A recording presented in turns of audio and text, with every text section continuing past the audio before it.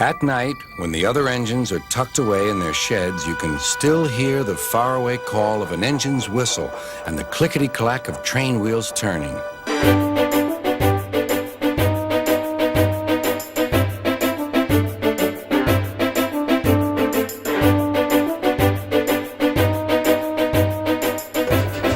This is the sound of the mail train.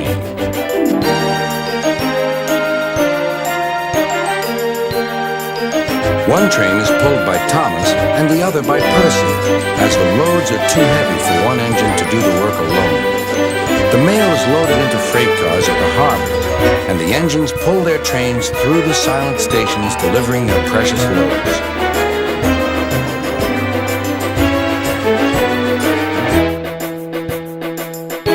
On a clear night, a big shiny moon brightens their journey, but often Thomas and Percy can't even see the stars. But whatever the weather, lamps along the track always light their way. One night, Percy was waiting at the junction. The main line train was late. At last, Henry arrived. "Sorry," he puffed. "The mail boat from the mainland was delayed." "Come on, Percy," said his driver. "Let's make up for lost time." Percy puffed along as quickly as he could, but the sun was already rising as he finished his work. "Never mind," thought Percy. "It's nice to be up and about when it's the start of a new day and there's no one else around." Percy was not alone for long. "Bother," said Percy. "It's that dizzy thing, Harold." "Good morning," whirred Harold.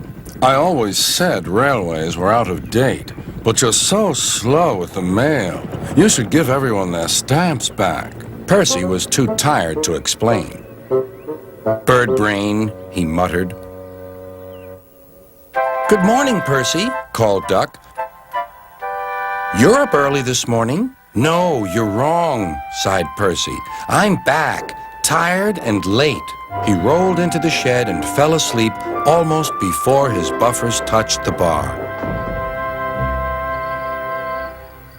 His driver decided to set off early that evening. Thomas was waiting at the station. "Thank goodness I have a chance to speak to you. Driver says that the person in charge of the mail has complained to Sir Topham Hatt about the delay last night." "But that wasn't my fault," replied Percy. "I know," said Thomas, "and so does Sir Topham Hatt. But this mail person wouldn't listen. Tonight we'll just have to be quicker than ever before."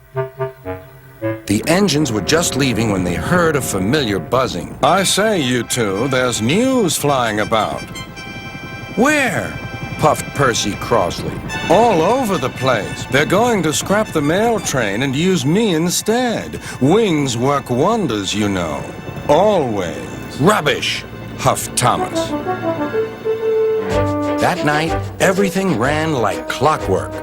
Thomas and Percy steamed through the stations, making good time everywhere they went.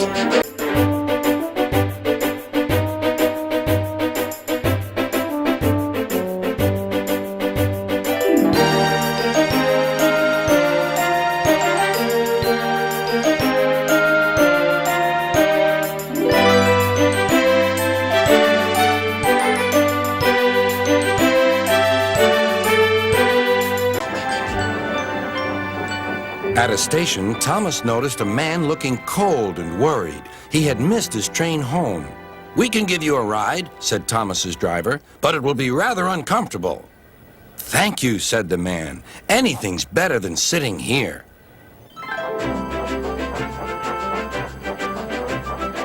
The next afternoon, Percy passed the airfield and saw Harold. "Hello, Lazy Wings. Are you too tired to fly today?" "The wind's too strong," grumbled Harold. "I've been grounded." "You need rails," laughed Percy. "They work wonders, you know. Always." That night, Sir Topham Hatt showed the two engines a letter. It was from the man who missed his train. "He thinks you are both splendid, and everyone says that the mail train is the pride of the line."